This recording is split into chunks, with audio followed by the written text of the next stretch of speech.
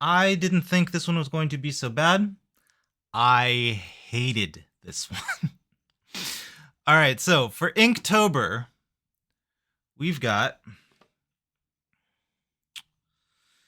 the 30th, violin. All right. And on Creeptober side of things, we've got mummy. Mummy violin. Boy, this is what I did. So initially, I started freaking out and I was looking around for like a pre-made mummy and maybe like a pre-made violin. And I didn't really find anything that I could really use. Like I was playing with the idea of like a mummy lending its wraps to be a surrogate bow or maybe even the strings of the violin. Or maybe I would have the mummy playing a violin or some other instrument, and they were like doing a garage jug band. And then one fox would be holding a jug, and the other one would be like playing the washboard or something, or some simple instruments that I could just model real quick. But none of those really sort of came together. And then when I really looked at the violin, I was like, you know what? It's not that complicated of an like of a shape.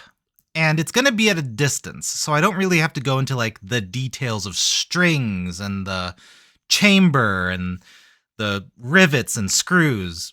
So I just sort of went with the idea of, all right, I'm going to model a violin.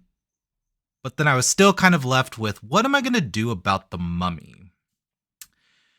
And so it just kind of came into, well, if it's a kid, trying to dress up as a mummy, the first instinct might be to go to toilet paper and kind of wrap themselves up in it. And nobody in the history of toilet paper costumes has ever managed to make one of those things look good, or at least on their first attempt. So I kind of started to just throw cylinders onto this guy and just try to make it look like it's the beginnings of attempting to piece together a mummy costume. Because after all, this is just kind of a weird existential reprieve, and as they change costumes so that they can go on for the last hurrah. Because after all, this is October 30th. We only have 1 day left of this nighttime shenanigans.